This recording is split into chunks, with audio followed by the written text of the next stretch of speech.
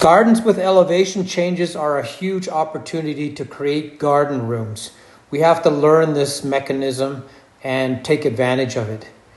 Whenever you can, make sure that you can get from A to B. So this idea of creating gardens on lands that have massive elevation changes, the most complicated to get right, but also they have the real advantage of getting it to be an incredible garden because you have these changes and room changes and space changes, and you can really do a lot of work, a lot of great design with a property that has massive elevation changes. Now you have a real battle between hard surfaces and living life. So you have to get those two elements working together really well. So the hardscaping is the picture frame, the outline, and the plant material is the painting, the canvas, the paints to get a beautiful landscape put together. So if you can combine those two, it's a beautiful way of making a beautiful landscape painting. Now, functionality. I'm a huge fan of functionality.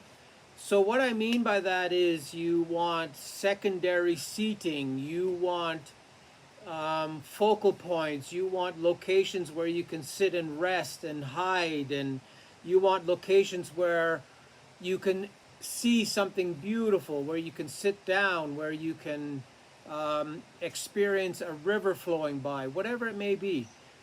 You have to incorporate all the lipstick you have on a job site or a building site.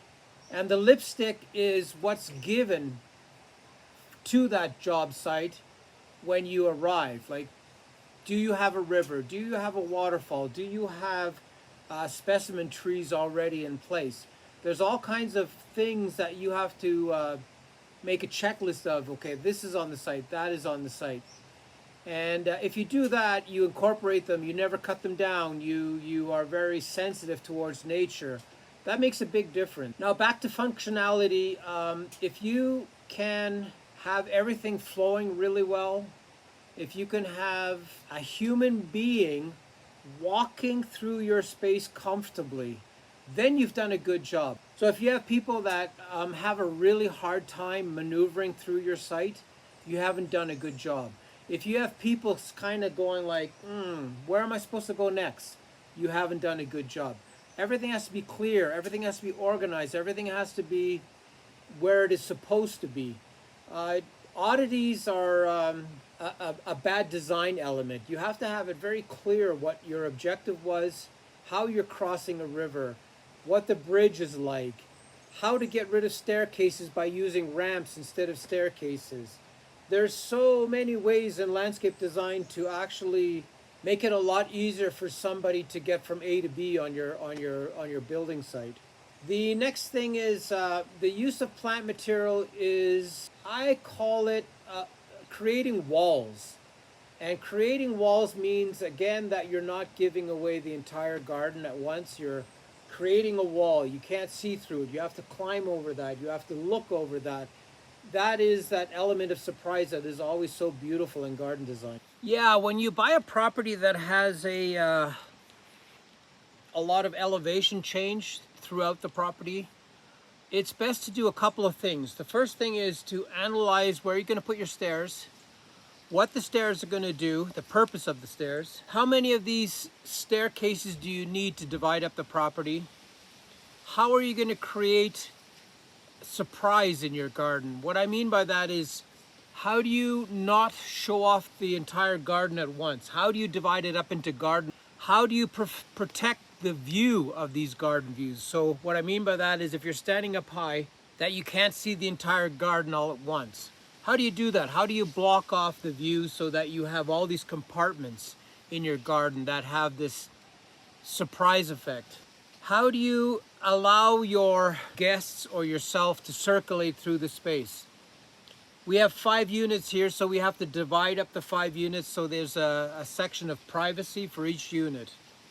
So if you map all that out before you start, you can have a really good circulation network, and you can have a really beautiful garden that doesn't give away all the information at once. So in garden design, it's really important to have the circulation correct, to deal with the change of elevations correctly, retaining walls, staircases, using plant material to break up the spaces. All those things are very crucial if you want to have a really nice garden. The next big thing is that you want to have the garden functional. What I mean by that is you have a section for vegetables, you have fruit trees as your accent specimen plants, you have lots of color, you have lots of things that are helping the design. You're retaining the garden bed. So you're saying, okay, this is a garden bed. This is the purpose of that garden bed. So it's really maintained really well in terms of having that garden bed having a good function. So this design factor of actually really using your space incredibly well by laying everything out is very important and should never be overlooked. You need to really plan out all the spaces, the circulation, and the staircases. How am I getting from 6.2 meters down to 0 meters, down to the river, or whatever it may be? You have to plan that out very, very elegantly. And elegantly is an understatement because there's a lot of technical work involved in that too. You have to retain the walls. You have to end up where you want to end up with your staircase layout. You want the staircases to be always the same height and width, the stairs, and you want to have it look really quite spectacular when you're done, because otherwise it's not worthwhile doing. I'm going to walk through our job site and give you some visual examples. Here we're trying to get down to the entrance of the lodge. So there's a staircase that goes down here. Each house has these platforms in front of it that go to each of the units. We have 5 units in total. Here's another secret staircase going down with an arch on top.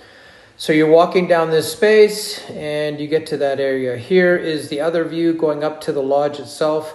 You notice the plant materials are sort of caving it in, like covering both sides of the walkway, so the walkway is not as important. There's stones retaining the walls on each side of this walkway. We always have front gates when we can. The front gates just give this vision of somebody entering a space. Here you can see the 5 entrances to each of the units. Here we're down by the river, and this is the way it looks when you're walking back up. This is going to be an amphitheater, so the amphitheater is also a resting spot where you can see the river. Here we're walking back up into onto the main walkway. It was important to have a main walkway so it separates the private area from the general area. Each unit has 2 steps going up. This is going back to the main entrance again. And you can see the plant material is sort of folding over the walkway so they disappear. It's very interesting how that makes the walkways more spectacular. This plant material has been chewed up because we're running wheelbarrows through here with planks, so it's not a great view. But here we're looking at the amphitheater with an entrance to the side here. And the amphitheater has the advantage that you can see the swimming pool or the dipping pool and the secondary river in great detail. We have these big cement drums, planters that emphasize that circularity of this amphitheater. The plant material is the key to this because it makes the hardscape disappear. Getting your hardscape to disappear is one of the best ways to create a beautiful site, because then the hardscape isn't so important. Here are the front units to each of the 5 units. As you can see, there's going to be a bamboo wall separating each unit. Each unit will have a gated entrance, and these gated entrances will really be defined. The space will be really well defined, and people know where their area is, so they will stay in those spaces. The entrances are always going to be full of planters and welcoming flowering plants. So this is the other side of the property where we're going down to the river, the higher part of the river, because this river is going downwards. Here's another resting area. It's circular again in nature. So if you continue the circularity of your landscape, that really helps. Like if you're going rectangular, stay rectangular. If you're going circular, keep it very organic, keep it very circular, and you would do incredibly well. Here's a view of the river that is constantly changing. These storms just basically rip this river apart and constantly change it. So we have to always keep that in mind. This is the public pathway that goes through our property that we're still arguing over how we're going to do this. People tend to take our plants all the time, so it's a real tricky can of worms having people walk through here. This bridge was an absolute necessity because we had to close off that access. Here we have a secondary pathway, which is on the side of the river. And we've done this very secondary. It's not a very big staircase. We use these round stones to create the walkway. We stack two on top of each other to get up. So we have a curved wall and round stairs against the curved wall. Works extremely well. It's a really good tip, is having circular patio stones against a circular wall.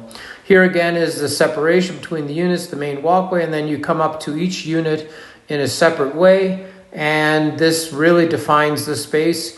In front of each of these units, we're going to have extensive vegetable gardening so people can see where their food is coming from, what they're eating, because it's going to be very close to where they are.